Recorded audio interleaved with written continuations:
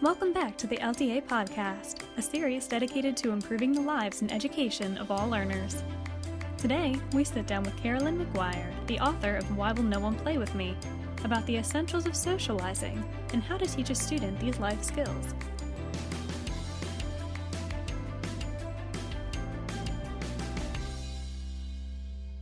Hello everyone, I'm here with Carolyn McGuire, who's a coach, author, speaker, and the director of ADD Coach Academy.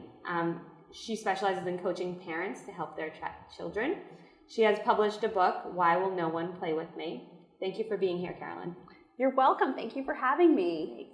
So, in your book, you focus on social skill development. What are some red flags that parents would look for, or maybe even teachers would look for, in social skill development of their children? So I think the first one is if a child is not invited to play with other children, they aren't having play dates, they aren't invited to birthday parties, they're not engaging with other children at school or being incorporated with other kids, that's a big red flag. I think another red flag is if they cannot play with other children in the same age appropriate way. Are you constantly intervening? Are you constantly kind of watching from the sidelines, with your heart in your throat? Because if they can't share or play in the same way as their same age peers, it's really going to not be something that they necessarily just pick up. They probably need more direct instruction, which isn't the end of the world, right? We have now Why Will No One Play With Me? We have other resources to teach them this. The other thing is a lot of times when kids are struggling socially, they tend to opt out. So even at a very early age, I have parents writing me from all over the country about 3-year-olds, 4-year-olds, 5-year-olds who are opting out. They don't choose to go to playgrounds. They don't choose to play with other children. They're so shy that they don't know how to mix in if they don't know every single person in the room. And that's okay. That's their personality and that's where they are. But what it means is they're going to choose to opt out going forward. So we need to create some intervention for them because we don't want them to opt out in life, right? And when they're teenagers, we really don't want them to. So we want to make sure we get on top of those things and directly teach them those skills. Because when a kid refuses, it's usually not about, willfulness. It's about, I can't, I don't know what to do. In the book, I talk about 7 things that everybody needs to be able to do socially. And I think that's also something that parents can use. You can go to Why Will No One Play With Me and you can look at those 7 things. I'm happy to describe them. And if your kid can't do them the same as same age peers, then that's a red flag. So what are those 7 things that you said you could describe for us? Sure. One is how to manage your emotions. So we all have emotions. We're supposed to have emotions. We're supposed to honor them and process them. But there are some kids where their emotions flood them, overwhelm them. Their anxiety is so much. They tend toward drama or those things derail them. We want to teach them those emotional coping skills because you can't be someone who's 50 years old who cannot cope emotionally. And a lot of kids need the direct instruction. The next is to actually read the room, right? So we all have things that, come up in life, situational awareness. And if you can't read the room, then you aren't necessarily going to pick up on one of the other ones, which is reading social cues and body language, right? So if you can't read social cues and body language, then it's a problem because you don't end up actually being able to interpret what other people are trying to tell you. And so much of communication is through body language.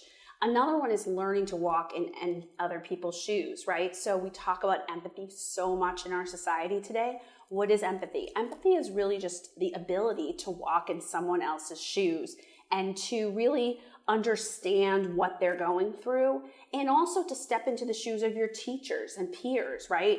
When you canceled a meeting on your teacher 9 times and then she stopped, responding to you, you have to be able to say, oh, well, wait a minute, what's my part in this? I canceled 9 times. Maybe she's upset. Let me step into her shoes.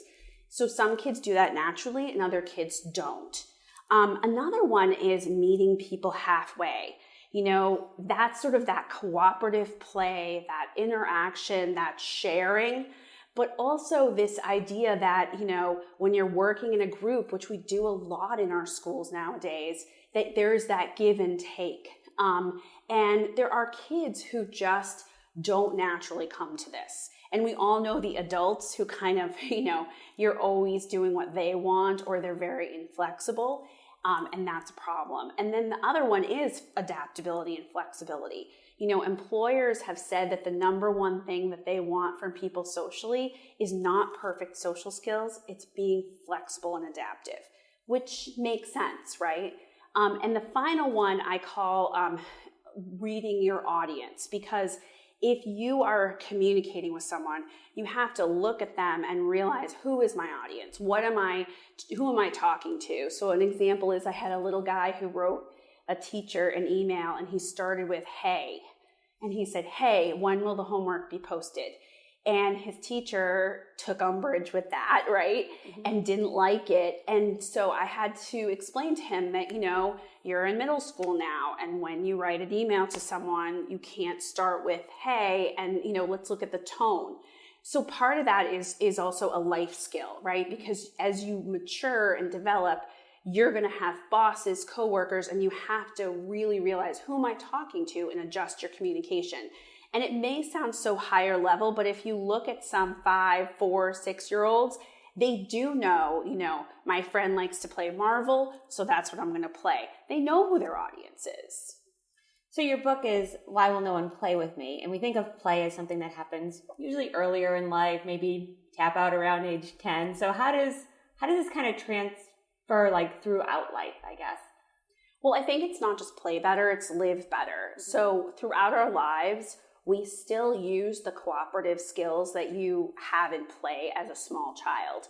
And the idea of play is really that it develops those skills and it allows children an arena to practice. So when kids are playing kitchen, or they're playing, and making dirt, piles and stuff like that, what they're actually doing is learning to meet people halfway, cooperate with other kids, work out conflicts. And so throughout life, you need these skills, and you continue to actually play with people, right? You're on team sports, you're interacting in a group. And so the play skills, or the title involving play, really just reminds all of us about those cooperative skills that we all need. And I have actually had, CEOs and stuff contact me and say that they're giving Why Will No One Play With Me to, board members and executives who don't play well with others. I mean, we use that phrase, and what we really mean is people who can't have those same cooperative skills that you have in preschool when you're playing with someone in the dirt. So you talk about social thinking. Is that the different perspective taking that you're alluding to earlier, or no, it's something different? Yeah, well, social thinking is actually an actual methodology developed by Michelle Garcia Winner. But I think, the gist of any kind of social thinking is that we take perspective from others. We walk in someone else's shoes. We understand the inner emotional life of other people and what their motivations are, and we adapt to them. Or we just even operate in awareness of them. And so I think when we talk about developing these important play-based skills, we really are also trying to help children have the mindset where they understand the rules of the social world and how people operate. So you talk about direct, explicit instruction around some of this social thinking or some of these social skills. How do parents or how do teachers begin this direct instruction? What do they start with? Sure. So Why Will No One Play With Me literally leads you from, here's a questionnaire you fill out to figure out what are the skills the child is missing or that we need to develop. And it walks parents through how to have an initial conversation about this, how to talk about social skills and friendship skills so that children feel not that they're being, put down, but they understand everybody's working on something, and then how to sit down and actually teach the lessons. And the big thing is, I'll just take reading the room. We talk about reading the room, but when we teach it through a direct instruction, we're going to actually bring a child to a box store or a food court and we're going to have them do lessons where they watch people's body language and interpret that. Or where we go and they collect information at a family party secretly, being a social spy, so that they can figure out, who is frustrated and how do I know that from their body and their voice and, their other body language factors. So we're giving children these direct lessons, just like you would give a child a direct lesson about handwriting or reading.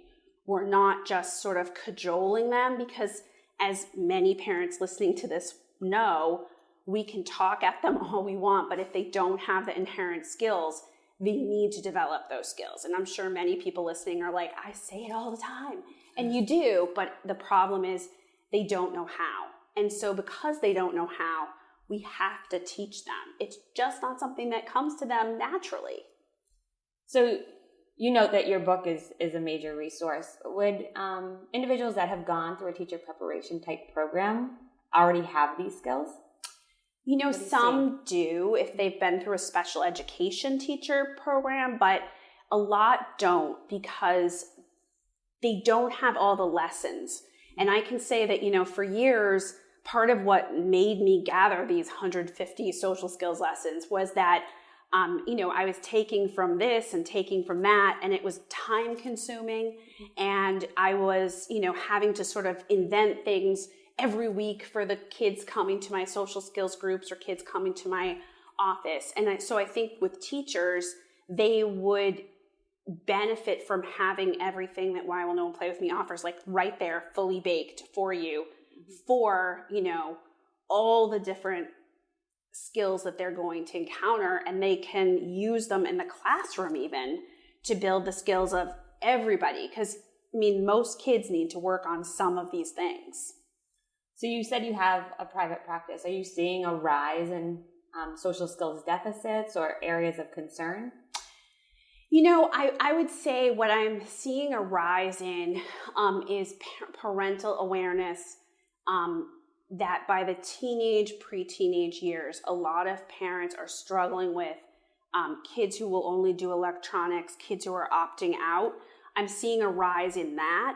I've always really been the person who helps the kids who fall into this netherland where they are not on necessarily school services, and maybe they live in an area where they can't go to a social skills group. There just isn't anything offered, but they need help, and their parents know they won't be their best selves if we don't give them that help. But what I am seeing a rise in are the parents who are struggling with resistance from their kid. And some of that resistance goes back to these play-based skills that they didn't acquire as little kids.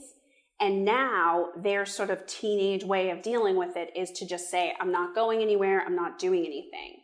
And the parents are in distress. And I think electronics do have a lot to do with that. And I think it's always been there. I think we've always had kids who are sort of awkward, but the electronics add to it. So I am seeing a rise in that, and I definitely would encourage parents to, work on these things early, but I would also say it's never too late. I have many tweens and teens that I work with and people who use the book. I have people writing to me from all over America saying, I'm using the book and it's working. But it is, if you have a first grader and you're in doubt, please, please, please, please, start working on it, because it's easier in that sort of K through second grade window. So where could individuals purchase your book, or what's the last final thought or resource you want to leave us with? So they can purchase Why Will No One Play With Me through Amazon, or if you just even type in Caroline McGuire or playbetterplan.com, you'll be right there to the links. And one of the resources I would love to leave them with is that on my website, CarolineMcGuireAuthor.com, or playbetter.com would work too. There's a ton of links to different resources that parents can use and can access as well, including videos. Great. Of how do you do this? Which is really helpful for that direct instruction piece. Which is really helpful. And yes. as a mom, I know that there are things that I'm working on that are out of my knowledge zone. And I'm forever like, is there a video on this? Yes. So I wanted to make those videos, and they're based on real kids. They're not the kids that have been working with me, because people didn't want to put all their kids to all of America. But every word that is said is a genuine word that a kid said. So they're real, and they feel real. Thank you, Carolyn, for your time. I know you're a very busy woman. So. Oh my God, no, I love LDA. I'm so happy to do this. Thank you.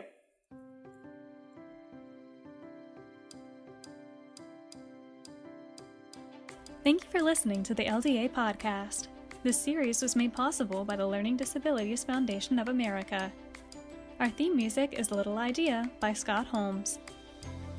In our next episode of the LDA podcast, we talk to Mark Halpert of 3D Learning about helping students to reach reading success by 3rd grade. For more resources from LDA, visit ldaamerica.org.